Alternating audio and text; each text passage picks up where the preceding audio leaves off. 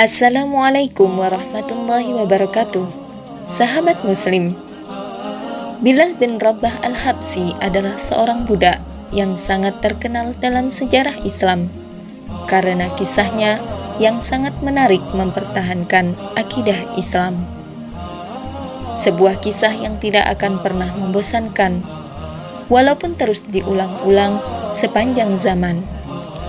Bilal lahir di daerah As-Sarah sekitar 43 tahun sebelum hijrah.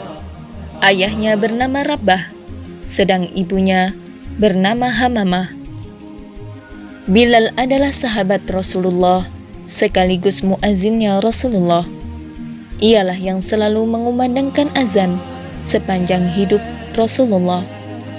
Setelah Rasulullah wafat, kesedihan terus mengendap di hati Bilal.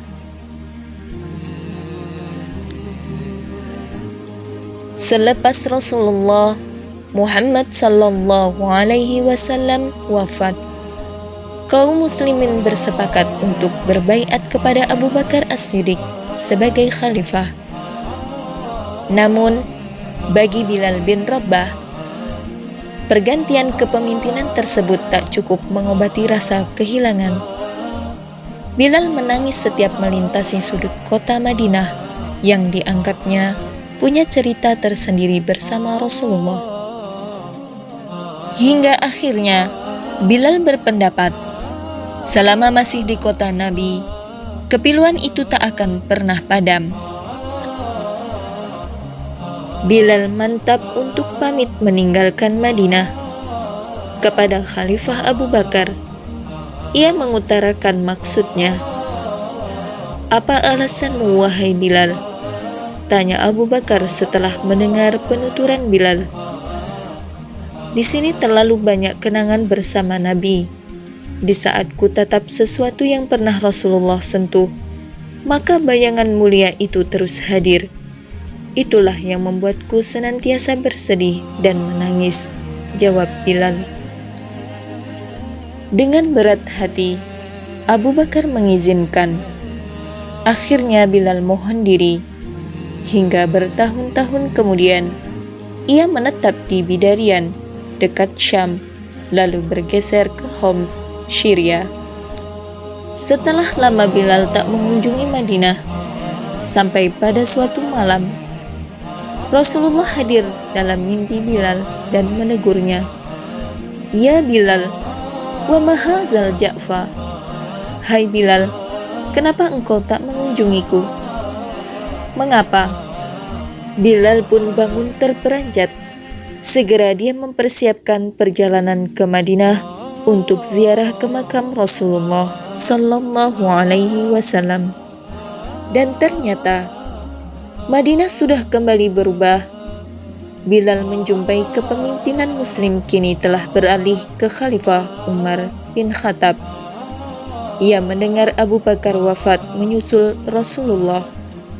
Di saat menziarahi makam kedua panutannya itu, Bilal meluapkan tangisan yang kian tak terbendung.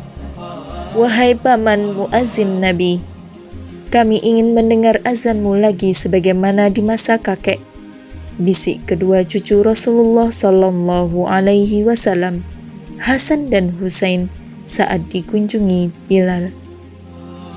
Bilal mendekap keduanya, tanda ia setuju. Dilihatnya lebih dulu menara yang biasa ia jadikan tempat mengumandangkan azan. Ia menaikinya, lalu melengkingkan suara merdunya hingga membuat kota Nabi mendadak redup dan senyap. Aktivitas masyarakat terhenti.